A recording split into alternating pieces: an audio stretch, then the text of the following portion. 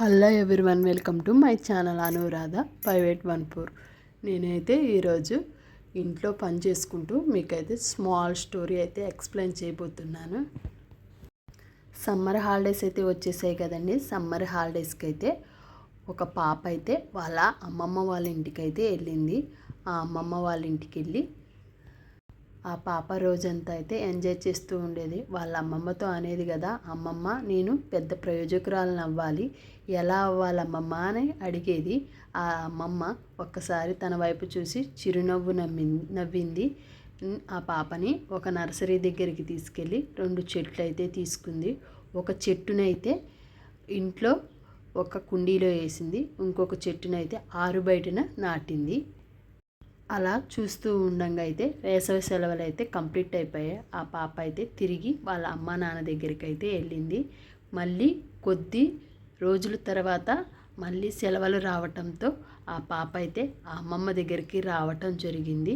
అమ్మమ్మ దగ్గరికి రాగానే, అమ్మమ్మ నేను అడిగిన దానికి నువ్వు ఇంతవరకు నాకు సమాధానం చెప్పలేదు, నేను పెద్ద ప్రయోజకురాలను అవ్వాలి, ఎలా అవుతాను అమ్మమ్మ అని అడిగితే, ఆ అమ్మమ్మ మనం నాటిన మొక్కలను చూపిస్తాను రమ్మని తీసుకొని వెళ్తుంది. వెళ్ళగానే ఇంట్లో నాటిన మొక్క దగ్గరికి అయితే తీసుకెళ్తుంది. ఆ కుండీలో మొక్క అయితే తాజాగా ఒక మాదిరిగా అయితే పెరిగి ఉంటుంది. ఆ మొక్కను చూసి ఆ మనవరాలు అయితే చాలా సంబరపడిపోయింది. ఇంకా ఆరు బయట నాటిన మొక్క దగ్గరికి అయితే తీసుకొస్తుంది. ఆ వృక్షము, ఆ చెట్టే వృక్షం అయిపోయి కాయలు పువ్వులు కింద నాటుకుపోయి పెద్ద వృక్షంలా తయారైపోయింది. దాన్ని చూసి ఆ మనవరాలు చాలా మురిసిపోయింది. ఇదేంటమ్మమ్మ, దీనికి ఏ ఆపద తగలదా, ఇంత ఆరుబయట ఉంది కదా, ఇది మేకలు తింటాం, ఆవులు గేదెలు అలా తింటూ ఉంటాయి కదా, ఇది ఇంత పెద్దగా ఎలా పెరిగింది అమ్మమ్మ అని అడుగుద్ది. అప్పుడు ఆ అమ్మమ్మ చిరునవ్వు నవ్వి, చూడమ్మా, మనము ఏ వాతావరణానికైనా ఏ సమస్యకైనా తట్టుకొని గట్టిగా నిల్చోవాలి. అదే ఇంట్లోనే ఉండి ఇంటి బయట ఏం జరుగుతుందో తెలుసుకోకుండా మనము ముందుకు సాగకూడదు. అలాగే మనం బయట ఉన్న చెట్టుని గాలికి ధూళికి అలాగే వర్షానికి తట్టుకొని అది పెద్ద వృక్షంగా మారింది. ఇంట్లో ఉన్న చెట్టేమో మనం జాగ్రత్తగా చూస్తాం కాబట్టి దానికి ఏమీ తెలవకుండా సుకుమారంగా అలా పెరిగింది.